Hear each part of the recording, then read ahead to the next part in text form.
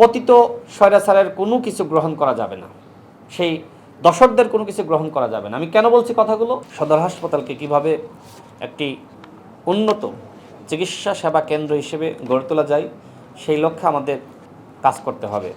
তবে আপনাদের প্রতি আমার আহ্বান থাকবে, সেটি হলো যে এই হাসপাতালে বেসরকারি কোনো ব্যক্তির যাতে তার যদি কোনো ধরনের উদ্যোগ থাকে, সেটি একটু আলাপ আলোচনা করে নেবেন।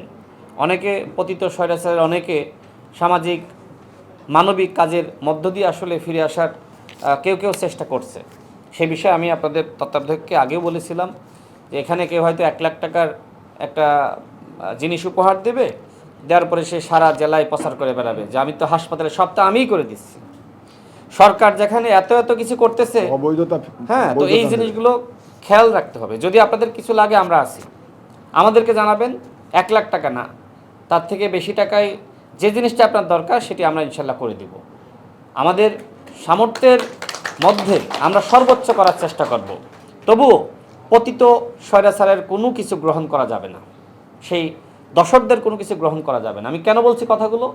কারণ অন্তর্বর্তীকালীন সরকারের সময় কিন্তু এই কাজটা এখানে হয়েছে এবং মানুষকে বিভ্রান্ত করার জন্য তারা এই কাজগুলো করে থাকে এবং এই সামাজিক মানবিক কাজের আড়ালে তাদের সেই ফ্যাসিবাদী রাজনীতি তারা ফিরিয়ে আনার কিন্তু চেষ্টা করছে এই ঝিনাইদহ জেলাতে। এই যেটি মজিদ ভাই বলছিলেন যে 3টা আসনে আসলে আমাদের পরাজয় বরণ করার কারণটা কি? পরাজয় বরণ করার অন্যতম কারণ হলো সেই ফ্যাসিবাদের স্বৈরাচার এবং দশর। তাদের যে কোম্পানি রয়েছে, সেই কোম্পানির মাধ্যমে টাকা পয়সা এবং তুরস্ক থেকে দানের নামে টাকা পয়সা এনে এগুলো আসলে পতিত স্বৈরাচার অন্য জায়গায় খরচ করেছে। আমি ডিটেলস আর না বলি, যেহেতু সরকারি প্রতিষ্ঠান, ডিটেলস আর না বলি, গণঅভ্যুত্থানের মধ্য দিয়ে 1400 শহীদ এবং প্রায় 30,000 আহত আমাদের যোদ্ধা, তাদের রক্ত, তারা যে সংগ্রামটা করেছে, বিসর্জন করেছে, এই পতিত স্বৈরাচারদের কাছে মাথা নত করার জন্য নয়।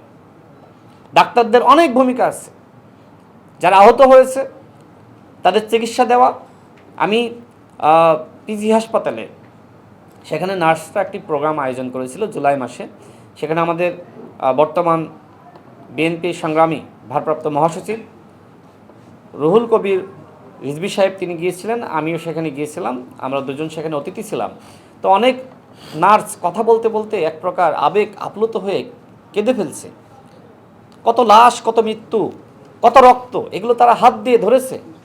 সুতরাং এই ডাক্তারদের যে অবদান সেটি আসলে ভোলার নয়। আপনারা ডাক্তাররা, নার্সরা, আপনারাও অনেকে জুলাই যোদ্ধা।